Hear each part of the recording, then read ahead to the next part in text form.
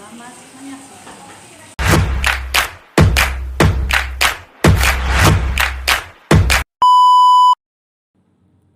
Assalamualaikum warahmatullahi wabarakatuh. Halo semua, perkenalkan kami dari kelas 91 SMP Negeri 16 Depok. Nama saya Naila Oktaviani. Saya Rishi Nur Sabrina. Kami akan menjelaskan PKN Bab 4, Keberagaman Masyarakat Indonesia dalam Bingkai Bhinneka Tunggal Ika. A. Makna persatuan dalam kebangsaan. Apa itu persatuan? Persatuan berarti perkumpulan dari berbagai komponen yang membentuk menjadi satu. Sedangkan kesatuan merupakan hasil perkumpulan tersebut yang telah menjadi satu dan utuh. Maka kesatuan erat hubungannya dengan keutuhan. Kesatuan berbangsa Indonesia berarti keadaan yang merupakan satu keutuhan sebagai bangsa Indonesia. Sedangkan kesatuan bertanah air merupakan satu keutuhan di dalam wilayah yang dihuni secara turun-temurun oleh bangsa Indonesia. B. Prinsip persatuan dalam keberagaman suku, agama, ras, dan antar golongan. Untuk mewujudkan persatuan dalam keberagaman, masyarakat Indonesia perlu berpegang kepada prinsip-prinsip persatuan dan kesatuan. Prinsip-prinsip itu diantaranya adalah 1. Prinsip Bhinneka Tunggal Ika. Prinsip ini mengharuskan kita mengakui bahwa bangsa Indonesia merupakan bangsa yang memiliki keanekaragaman suku, bahasa, agama, dan adat kebiasaan. Hal ini mewajibkan kita untuk bersatu sesuai dengan makna dari Bhinneka Tunggal Ika itu sendiri, yaitu walaupun berbeda-beda tetapi merupakan satu kesatuan. 2. Prinsip nasionalisme Indonesia. Nasionalisme merupakan paham yang mencintai tanah air, adanya kesiapsiagaan dari warga negara untuk membela tanah airnya. Kita mencintai bangsa kita, namun bukan berarti mengagung-agungkan bangsa kita sendiri. Nasionalisme Indonesia tidak berarti bahwa kita merasa lebih unggul daripada bangsa lain. Kita tidak ingin memaksakan kehendak kepada bangsa lain, sebab pandangan semacam ini hanya mencelakakan kita. Selain tidak realistis, sikap seperti itu juga bertentangan dengan sila ketuhanan yang Maha Esa dan kemanusiaan yang adil dan beradab. 3. Prinsip kebebasan yang bertanggung jawab. Setiap warga negara memiliki kebebasan untuk melakukan sesuatu, tetapi bukan kebebasan yang kebablasan, namun kebebasan yang akan dipertanggungjawabkan di hadapan Tuhan Yang Maha Esa kepada sesama manusia serta kepada bangsa dan negara. 4.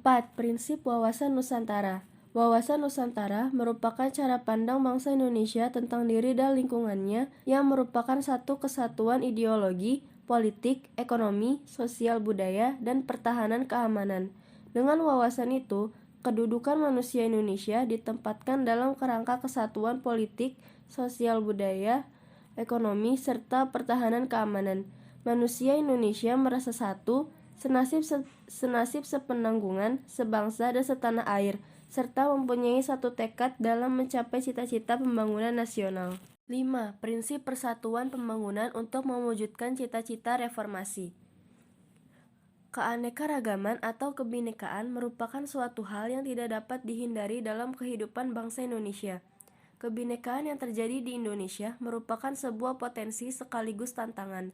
Dikatakan sebagai sebuah potensi karena hal tersebut akan membuat bangsa kita menjadi bangsa yang besar dan memiliki kekayaan yang melimpah, baik kekayaan alam maupun kekayaan budaya yang dapat menarik minat wisatawan asing untuk mengunjungi Indonesia. Kebinekaan bangsa Indonesia juga merupakan sebuah tantangan bahkan ancaman, karena dengan adanya kebinekaan dapat mudah membuat penduduk Indonesia berbeda pendapat dan lepas kendali. Mudah tumbuhnya perasaan kedaerahan yang amat sempit yang sewaktu-waktu dapat menjadi ledakan yang akan mengancam integrasi nasional atau persatuan dan kesatuan bangsa. Oleh karena itu, segenap warga negara mesti mewaspadai segala bentuk ancaman yang dapat memecah belah bangsa Indonesia dengan senantiasa mendukung segala upaya atau strategi pemerintah dalam mengatasi berbagai ancaman tersebut. C. Permasalahan keberagaman dalam masyarakat Indonesia. 1. Bentuk keberagaman masyarakat Indonesia. Kekayaan bangsa Indonesia akan keberagaman. merupakan suatu hal yang harus dijadikan sebagai dorongan bagi masyarakat untuk mengenal dan memahami setiap keberagaman yang ada di masyarakat Indonesia, agar keberagaman yang dimiliki menjadi sebuah kekuatan sehingga bangsa Indonesia dapat lebih maju dan lebih bermartabat. Keberagaman masyarakat Indonesia meliputi suku bangsa, agama, budaya, adat istiadat, bahasa daerah, pandangan politik, dan golongan. A. Suku bangsa. Suku-suku bangsa yang tersebar di Indonesia merupakan warisan sejarah bangsa. Persebaran suku bangsa dipengaruhi oleh faktor geografis, perdagangan laut, dan kedatangan para penjajah di Indonesia. Persebaran yang luas menjadikan suku bangsa di Indonesia memiliki ciri dan karakter tersendiri yang berbeda antara satu suku bangsa dengan yang lainnya. Walaupun memiliki suku bangsa yang beraneka ragam, kita tetap satu bangsa, tanah air, dan bahasa, yaitu Indonesia. B. Adat istiadat. Adat merupakan peraturan tentang perbuatan manusia yang lazim dilakukan sejak zaman nenek moyang dan diikuti oleh keturunannya. Adat yang telah melembaga disebut adat istiadat. Bangsa Indonesia memiliki kekayaan adat istiadat yang beraneka ragam. Seorang ahli hukum adat Indonesia, yaitu Mr. Van Vollenhoven, mengungkapkan tentang sistem lingkaran hukum adat yang mengklasifikasikan dari sekian ratus adat di Indonesia menjadi 19 lingkaran hukum adat atau suku bangsa, yaitu Aceh, Gayo, Alas, dan Batak, Minangkabau, Sumatera Selatan, Melayu, Bangka dan Belitung, Kalimantan, Minahasa, Gorontalo, Toraja, Sulawesi Selatan, Ternate, Ambon, Timor, Irian Jaya, Bali dan Lombok, Jawa, Yogyakarta, dan Jawa Barat. Ada beberapa daerah di wilayah Indonesia yang memiliki sistem kekerabatan yang masih kuat dianut oleh masyarakat. Sistem kekerabatan itu diantaranya adalah 1. Parental. Sistem kekerabatan parental menarik garis keturunan dari kedua belah pihak. Kedudukan laki-laki dan perempuan sama, misalnya di daerah Aceh dan Jawa Barat. Di daerah parental, apabila suatu anggota masyarakat akan menyelenggarakan pesta perkawinan, maka menurut adatnya, biaya pesta ditanggung oleh kedua belah pihak atau berdasarkan kesepakatan masing-masing pihak. 2. Patrilineal. Sistem kekerabatan patrilineal menarik garis keturunan dari pihak bapak, misalnya di daerah Palembang dan Batak. Di daerah patrilineal, jika ada suatu anggota masyarakat yang akan menyelenggarakan pesta perkawinan, maka seluruh biaya perkawinan ditanggung oleh pihak laki-laki, sedangkan pihak perempuan tidak dibebankan untuk menanggung biaya perkawinan kecuali atas kesepakatan kedua belah pihak. 3. Matrilineal. Sistem kekerabatan matrilineal menarik garis keturunan dari pihak ibu, misalnya di daerah Minangkabau. Di daerah matrilineal, jika ada suatu anggota masyarakat akan menyelenggarakan pesta perkawinan, maka biaya perkawinan sepenuhnya ditanggung oleh pihak perempuan, dan pihak laki-laki tidak dibebankan untuk menanggung biaya perkawinan kecuali atas kesepakatan kedua belah pihak. C. Agama. Satu hal yang tidak terpisahkan dari kehidupan masyarakat Indonesia. Keanekaragaman suku bangsa, letak geografis, dan latar belakang sejarah merupakan faktor penyebab terjadinya keragaman tersebut. Permasalahan yang mungkin muncul dalam keberagaman masyarakat Indonesia. Keberagaman masyarakat memiliki potensi timbulnya berbagai masalah dalam masyarakat. Salah satu karakteristik keberagaman adalah adanya perbedaan. Perbedaan tersebut dapat menjadi salah satu faktor penyebab masalah, seperti putusnya persahabatan, perkelahian antar kampung, perkelahian antar pelajar, dan sebagainya. Dengan demikian, dapat disimpulkan bahwa keberagaman masyarakat Indonesia setidaknya dapat menimbulkan sejumlah permasalahan di dalam masyarakat Indonesia sendiri, diantaranya adalah konflik. A. Bentuk konflik pada masyarakat Indonesia. Konflik dalam masyarakat dapat dikelompokkan berdasarkan tingkatannya, yaitu konflik ideologi dan konflik politik. Konflik ideologi terjadi karena perbedaan ideologi dalam masyarakat. Contoh konflik ideologi adalah peristiwa G30 SPKI yang merupakan penolakan bangsa Indonesia terhadap ideologi komunis. Adapun konflik politik merupakan pertentangan yang disebabkan perbedaan kepentingan dalam memperoleh kekuasaan atau merumuskan kebijakan pemerintah. Contoh nyata konflik politik antara lain bentrokan akibat proses pemilihan umum, bentrokan menolak kebijakan pemerintah atau menuntut sesuatu. Berdasarkan jenisnya, terdapat konflik antar suku, konflik antar agama, konflik antar ras, dan konflik antar golongan. B. Penyebab konflik dalam masyarakat. Gejala yang menunjukkan adanya konflik sosial dalam masyarakat antara lain 1. Tidak adanya persamaan pandangan antar kelompok, seperti perbedaan tujuan, cara melakukan sesuatu, dan sebagainya. 2. Norma-norma sosial tidak berfungsi dengan baik sebagai alat mencapai tujuan. 3. Adanya pertentangan norma-norma dalam masyarakat sehingga menimbulkan kebingungan bagi masyarakat. 4. Sanksi terhadap pelanggar atas norma tidak tegas atau lemah. 5. Tindakan anggota masyarakat sudah tidak lagi sesuai dengan norma yang berlaku. 6. Terjadi proses disosiatif, yaitu proses yang mengarah pada persaingan tidak sehat, tindakan kontroversial, dan pertentangan atau konflik. Adapun beberapa gejala dalam masyarakat yang memiliki potensi menjadi penyebab konflik sosial yaitu 1. Gejala menguatnya etnosentrisme kelompok.